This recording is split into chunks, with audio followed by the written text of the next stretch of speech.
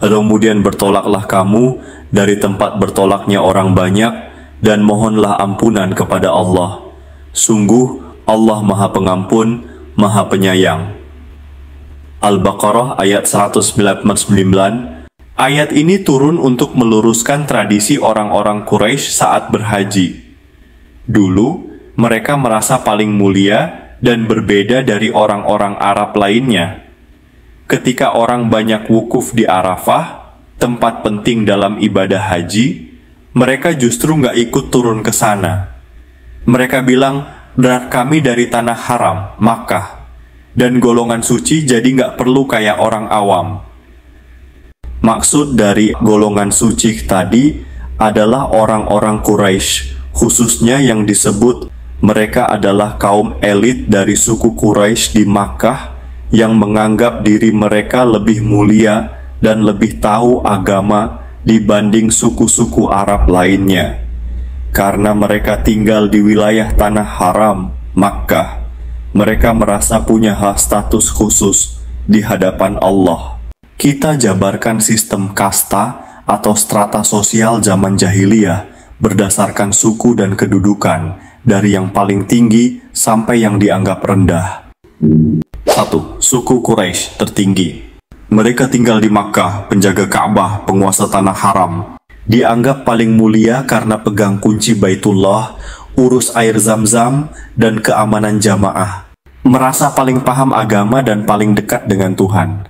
Golongan Hums dalam Quraisy bahkan bikin aturan ibadah sendiri, seperti nggak mau ke Arafah. 2. Suku Arab besar lainnya menengah atas. Contohnya Bani Tamim, Bani Asad, Bani Ghatafan punya kekuatan militer atau jumlah pasukan besar. Disegani, tapi tetap berada di bawah Quraisy dalam urusan kehormatan agama. 3. Suku Arab Badui menengah bawah. Contohnya tinggal di padang pasir nomaden. Dianggap kasar dan kurang ilmu oleh penduduk kota seperti Quraisy.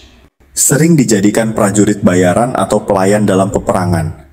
Tapi mereka dikenal berani dan jujur. 4. Budak dan orang asing terendah.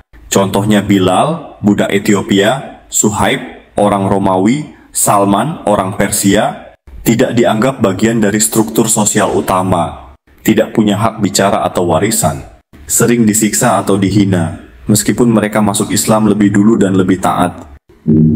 Kesimpulannya, sistem sosial Quraisy waktu itu mirip kasta, bukan formal seperti di India. Tapi secara budaya, mereka menggolongkan manusia berdasarkan asal-usul, darah, dan status. Islam datang menghapus semua itu, dan ayat 199 ini salah satu tegurannya. Semua harus ikut aturan yang sama. Nggak ada lagi yang merasa suci atau spesial karena sukunya. Akibatnya, mereka membuat aturan sendiri dalam ibadah haji, seperti tidak ikut wukuf di Arafah, padahal itu rukun utama haji. Mereka hanya berhenti di Muzdalifah dengan alasan, Arafah itu di luar tanah haram, jadi kami nggak perlu ke sana. Mereka juga kadang nggak mau keluar dari area tanah haram untuk tawaf atau ihram, karena merasa tempat lain nggak suci. Jadi, istilah golongan suci ini bukan karena Allah bilang mereka suci, tapi karena mereka sendiri merasa begitu. Mereka anggap dirinya spesial, dan itu disindir serta dibetulkan oleh Allah di ayat ini. Allah ingin menunjukkan bahwa semua manusia sama dalam ibadah, yang membedakan cuma ketakwaannya, bukan status sosial atau tempat tinggalnya. Nah, Allah langsung membetulkan sikap itu. Allah perintahkan Nabi dan umat Islam untuk ikut bertolak dari tempat orang banyak bertolak. Maksudnya, ikut wukuf di Arafah seperti jamaah haji lainnya.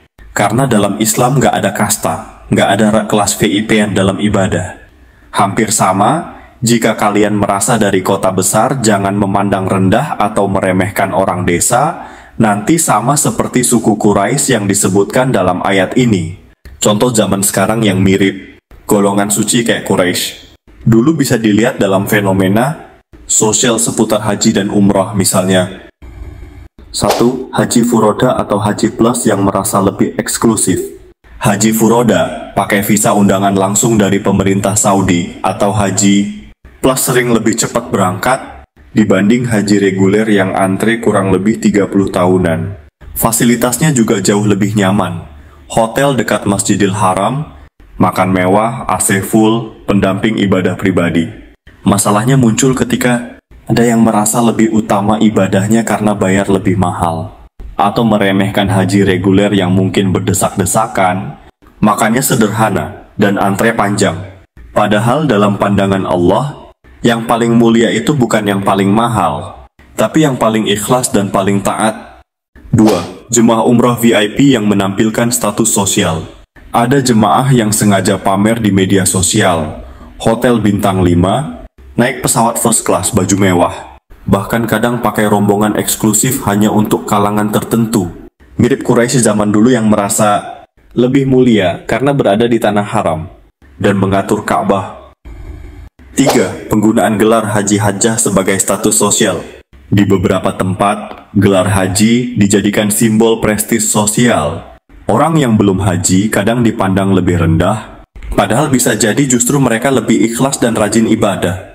Semua sama di hadapan Allah. Lalu, Allah perintahkan untuk memohon ampunan, karena haji bukan cuma soal ritual fisik, tapi juga saatnya membersihkan hati dan dosa.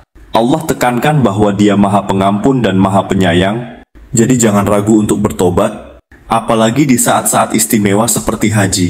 Intinya, Islam menekankan kesetaraan dalam ibadah. Tradisi yang sombong atau menyimpang dari syariat harus ditinggalkan.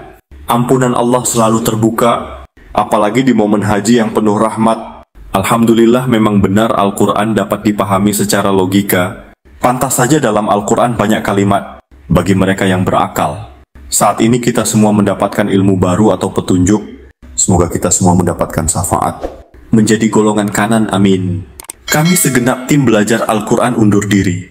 Assalamualaikum.